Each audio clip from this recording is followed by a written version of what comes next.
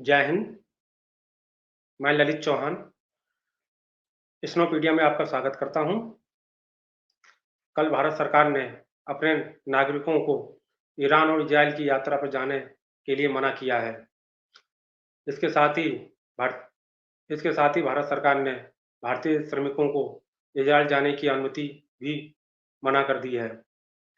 इसका मुख्य कारण इज़राइल और ईरान के बीच में बढ़ता तनाव है।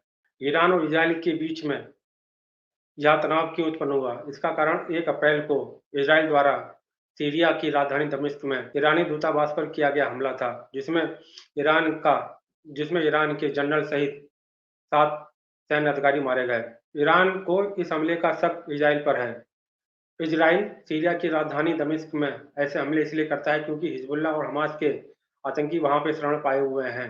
ईरानी सरकार का हमास और हिजबुल्लाह को समर्थन जारी है, क्योंकि ये दोनों संगठन शिया हैं और ईरान भी शिया बहुल देश है। इजराइल और फिलिस्तीन इजराइल फिलिस्तीन के विवाद में ईरान खुलकर फिलिस्तीन का समर्थन करता है। ईरान द्वारा यह शक जताने पर कि इजराइल ने यह हमला किया है, तो ईरान ने अब बदला लेने की बात की है।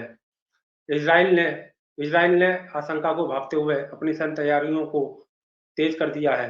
अमेरिका ने खुलकर इसका समर्थन किया है तथा दोनों देशों से शांत रहने की अपील की है।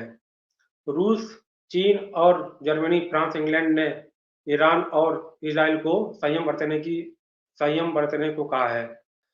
भारत सरकार ने भारतीय श्रमिकों को इजराइल जाने के लिए इसलिए मना किया है क्योंकि 6 अक्टूबर 2023 को हमास के द्वारा इजराइल पर हमला किया गया था।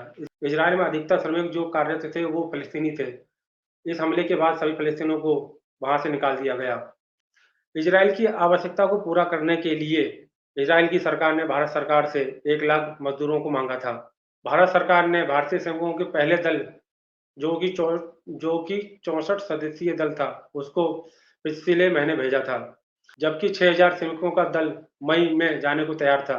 लेकिन इजराइल और ईरान के बीच में तनाव बढ़ने से यह योजना को रोक दिया गया है। मध्य पूर्व एशिया या पश्चिम एशिया में ईरान और इजराइल के बीच में बढ़ता तनाव भारतीय और साथ-साथ चीन और रूस, अमेरिका के लिए एक संकट की स्थिति पैदा करेगी, जो कि वैश्विक अर्थव्यवस्था के लिए नुकसानदायक है। इस क्षेत्र में अव्यवस्था होने पर या तनाव होने पर तेल के मूल्य में अप्रत्याशित वृद्धि होने के कारण इन सभी देशों की अर्थव्यवस्थाओं पर बुरा असर पड़ेगा। कोरोना के बाद सभी अर्थव्यवस्थाएं नीचे चल रही हैं। सिर्फ सिर्फ भारतीय एक ऐसी अर्थव्यवस्था है जो काफी तेजी से बढ़ रहा है। इस संकट से भारत को तेल की आपूर्ति में संकट पैदा हो सकता है।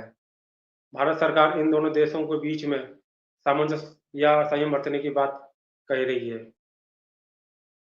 आपको क्या लगता है, इजराइल और ईरान का यह संकट बढ़ेगा या फिर यहीं पे थम जाएगा?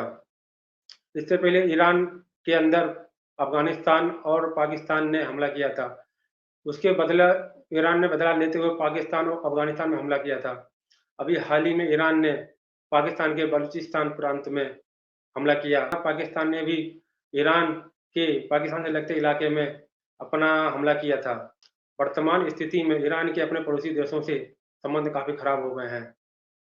अफ़गानिस्तान, पाकिस्तान और इज़राइल के साथ उसके संबंध बिगड़ते ही जा रहे हैं। ईरान मुस्लिम देशों का अगुवा बनना चाहता है।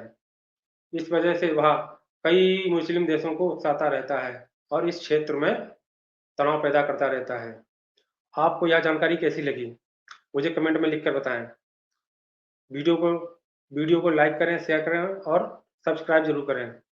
जय हिंद। उसने कहा था यहाँ के आतंकवादी हमारे यहाँ आकर आतंकी घटनाएँ करते हैं।